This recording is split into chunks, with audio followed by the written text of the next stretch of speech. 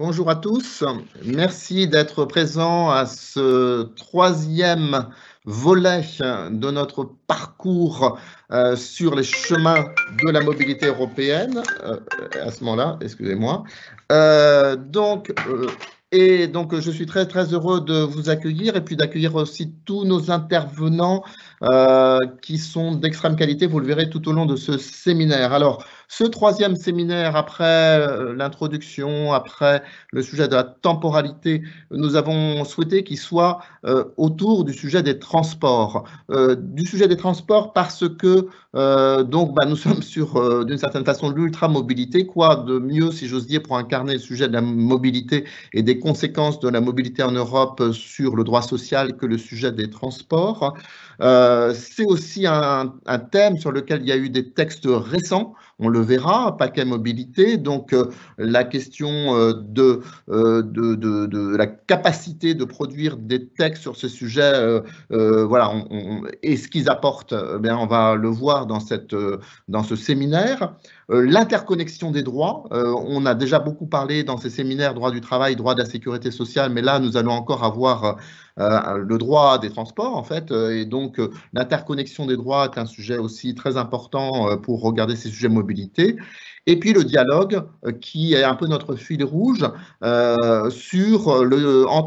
entre ceux qui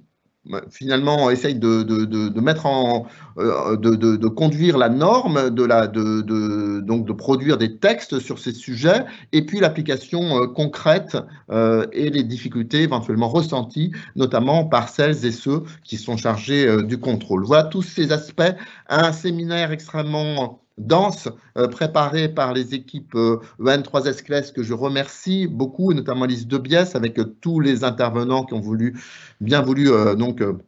aussi préparer ceci, parce que vous allez voir, il y a un rythme élevé. Et alors, pour conduire tout ceci, je suis très heureux d'introduire Roberto Parillo, que vous voyez à l'écran,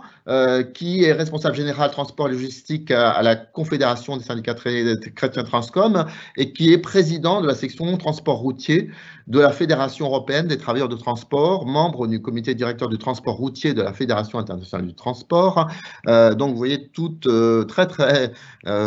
engagés et compétents sur ces sujets de transport.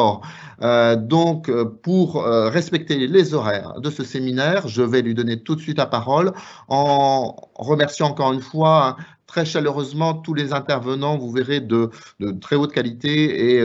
dont le regard croisé va être, je pense, vraiment la substance de ce séminaire où on va parler d'abord des données, ensuite de l'apport des nouveaux textes et puis ensuite des questions d'application, notamment, voilà, un peu la trame très rapidement de ce séminaire.